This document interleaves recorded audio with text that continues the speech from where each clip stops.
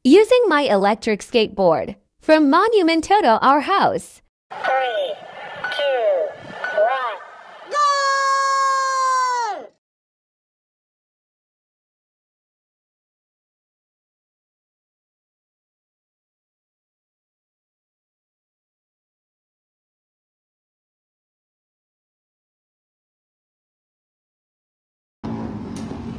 Ito lang ang kalaban.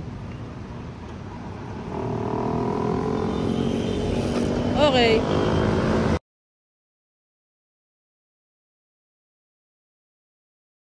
Sa mga nagtatanong pala paano umandar, ito yung andar. Tapos pag inatak mo siya, yun yung preno. Andar, preno. Andar, preno.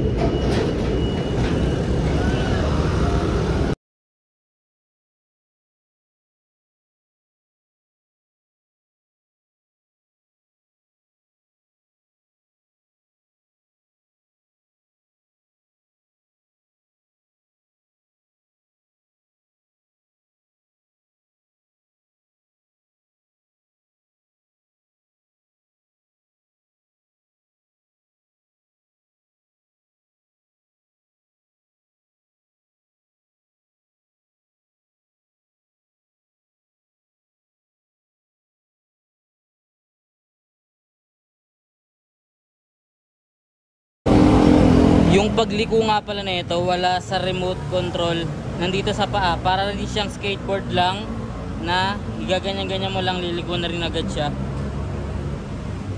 So far, ang nabawas sa battery natin, 10% pa lang. Medyo malapit na tayo sa bahay. Liliko na lang tayo dito. Nintay ko na lang tong stoplight. Tapos, diretso tayo ng Dimasalang. Blumentritt, tas Dimasalang.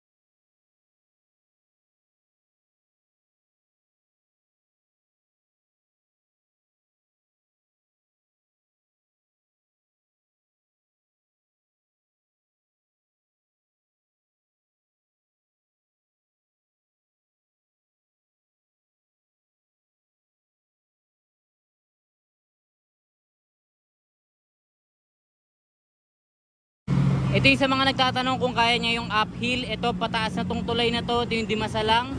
Kayang-kaya, walang problema. Ganun pa din yung takbo niya. Medyo malapit na tayo pagbaba dyan dito sa tulay ng Dimasalang.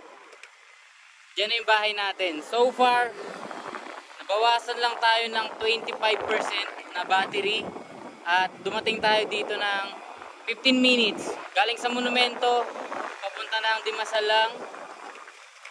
15 minutes, 25% na battery na bawas. At